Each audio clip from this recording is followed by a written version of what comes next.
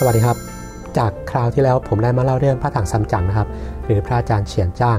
ท่านได้เดินทางไปอัญเชิญพระไตรปิฎกที่ชมพูทวีปนะครับเพื่อกลับมาที่ฉางอันประเทศจีนนะครับวันนี้ผมจะมาเล่าเรื่องพระอาจารย์ฟาเหียนหรือพระอาจารย์ฝาเฉียนนะครับท่านได้เดินทางไปชมพูทวีปเหมือนกันนะแล้วก็ทำเรื่องเหมือนกับที่พระถังซัมจั๋งทำก็คือไปอัญเชิญพระไตรปิฎกนะครับกลับมาที่ประเทศจีนนะครับแต่ในยุคของพระอาจารย์ฝาเฉียนนะก่อนยุคพระถังซัมจั๋งนะครับ213 ปีในปีที่ท่านไปนะครับคือท่านออกเดินทางจากประเทศจีนนะครับปี399นะครับต่อไปนี้ผมจะเรียกท่านว่าพระอาจารย์ฝาเฉียนนะครับหรือพระอาจารย์ฝาเซียนหรือพระอาจารย์ฟาเหียนนะครับตามที่หลายๆคนรู้จักในชื่อหลายๆชื่อนะคือออกเสียงตามแต่ละสำเนียงที่แตกต่างกันไปนะครับเรื่องราวที่ผมจะมาเล่าในวันนี้ก็คือคราวที่แล้วใช่ไหมพระถังซัมจั๋งไม่เคยเดินทางมาที่สีเทพไม่เคยเดินทางมาที่ทวาราวดีใช่ไหมครับวันนี้ผมก็จะมาเล่าเรื่องพระอาจารย์ฟาเฉียนเหมือนกันหรือหลวงจีนฟาเหียนท่านก็ไม่เคยเดินทางมาที่ทวาราวดีเหมือนกันครับไม่เคยเดินทางมาที่สุวรรณภูมิตรงนี้ผมจะอธิบายในแผนที่ให้ดูนะเพื่อไม่ให้เกิดความเข้าใจผิดนะครับแล้วก็หลงละเมอไปต่างๆนานานะครับจินตนาการเกินกว่าที่หลักฐานทางประวัติศาสตร์จะบันทึกเอาไว้นะครับเริ่มอธิบายเลยจะขออธิบายเส้นทางการเดินทางของพระอาจารย์ฝาเฉียนแต่พอสังเขปเนื่องจากบันทึกการเดินทางของท่านมีความละเอียดลึกซึ้งมากไม่สามารถอธิบายให้จบได้ภายในระยะเวลาอันสั้นพระอาจารย์ฝาเฉียนออกเดินทางจากเมืองฉางอาในปี399ขณะนั้นท่านมีอายุได้60ปีซึ่งถือว่าเป็นวัยอายุที่อยู่ในช่วงชราภาพแล้วการออกเดินทางในครั้งนั้นมีผู้ร่วมเดินทาง9คนรวมถึงตัวท่านด้วยผ่านไปทางเอเชียกลางนะครับเป็นเส้นทางสายแพไหมซึ่งเป็นเส้นทางที่ต่อมาพระถังซัมจั๋งก็จะใช้เส้นทางสายแพไหมนี้เช่นเดียวกันมาทางเอเชียกลางนะครับแล้วก็มาเข้าสู่ชมพูทวีปทางเมืองตักศิลานะครับปัจจุบันเป็นประเทศปากีสถานเข้ามาที่เมืองมัทุรานะครับในบันทึกการเดินทางของท่านได้เขียนไว้อย่างละเอียดนะครับว่าแต่ละเมืองที่ท่านผ่านมาท่านได้พบเจออะไรบ้างใช้เวลาอยู่ที่อินเดีย10ปีใน10ปีที่อยู่อินเดียนั้นท่านได้เรียนภาษาสันสกฤตที่เมืองปาตาลีบุตรนี่ครับที่เห็นในแผนที่จะเป็นปาตาลีปุระปาตาลีปุตรานี่ครับเพราะว่าถ้าไม่รู้ภาษาสันสกฤตก็จะไม่สามารถอ่านพระคัมภีร์โบราณที่เกี่ยวกับพุทธศาสนาได้จากนั้นนะครับท่านได้เดินทางไปที่สังเวชนียสถานที่เกี่ยวข้องกับชีวิตของพระพุทธเจ้ามีเมืองกบิลพัสปัจจุบันนะครับอยู่ที่ประเทศเนปาลไปที่พุทธคยาสถานที่ตรัสรู้และไปที่เมืองพาราณสีเป็นที่กงล้อธรรมจักรทางพุทธศาสนาเริ่มหมุนแล้วก็ไปที่กุสินารานะครับสถานที่พระพุทธเจ้าปรินิพพานนะครับ4สังเวชนีที่เชื่อมโยงเกี่ยวกับเหตุการณ์ในชีวิตพระพุทธเจ้า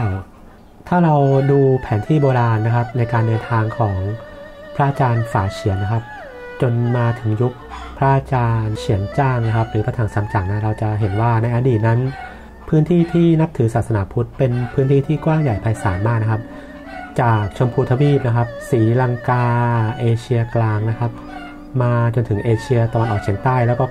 ครอบคลุมไปถึงเอเชียตะวันออกนะครับไปถึงประเทศญี่ปุ่นเลยส่วนการเดินทางกลับของท่านนะครับท่านได้ขึ้นเรือนะครับจากเมืองธามราลิปปินี่นะครับช่วงที่ท่านเดินทางออกจากอินเดียมีเพื่อนร่วมเดินทางหลายท่านนะครับตัดสินใจอยู่ที่อินเดียต่อไม่กลับประเทศจีนแล้วก็เลียบมาทางชายฝั่งตะวันออกของอินเดียมาที่ศรีลังกาที่ศรีลังกา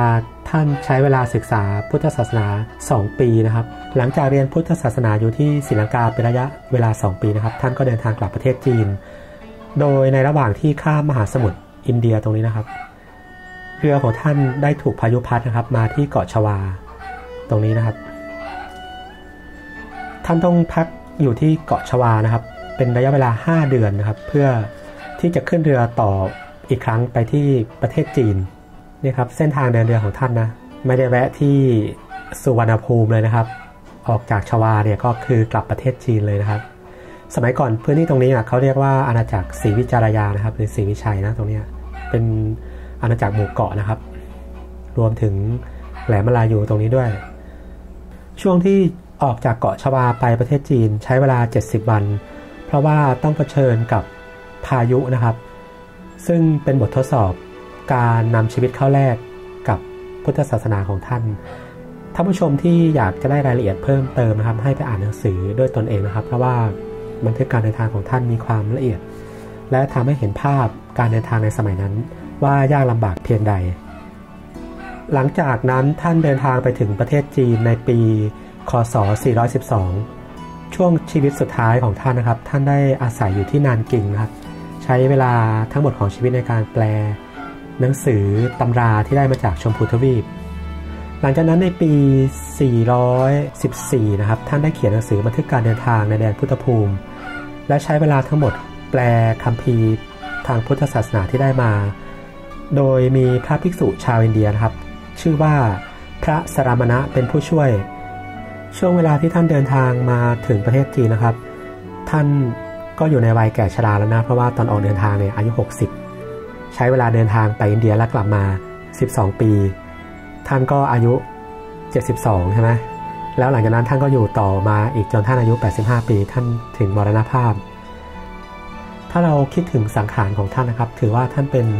ชายชราที่มีความอดทนนะครับและมีปณิธานที่สูงส่งมากนะในการเดินทางขนาดนั้นในโลกโบราณที่เดินทางด้วยเท้านะครับไปทางเส้นทางสายแพร่ไหมและกลับทางเรือนะครับกับอายุขนาดนั้นแล้วท่านต้องกลับมาที่นานกิงและแปลคัมภีร์อีกถือว่าท่านได้ใช้ร่างกายอย่างทนทรหดมากฝาเซียนในภาษาจีนแปลว่าผู้มีชื่อเสียงในธรรมบัญญัติกล่าวได้ว่าพระอาจารย์ฝาเฉียนนะครับก็คือไอดอลของพระถังซัมจั๋งนะครับเกิดแรงบันดาลใจให้ท่านเดินทางไปชมพูทวีปนะไปอัญเชิญพระไตรปิฎกกลับมานะครับมียุคของพระอาจารย์ฝาเฉียน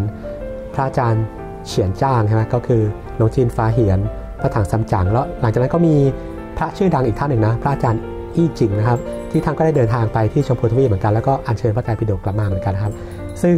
เรื่องของพระอาจารย์อี้จิงนะครับผมอาจจะเล่าในคราวต่อไปนะถ้ามีโอกาสนะครับวันนี้นะครับขอบคุณมากนะครับที่ฟัง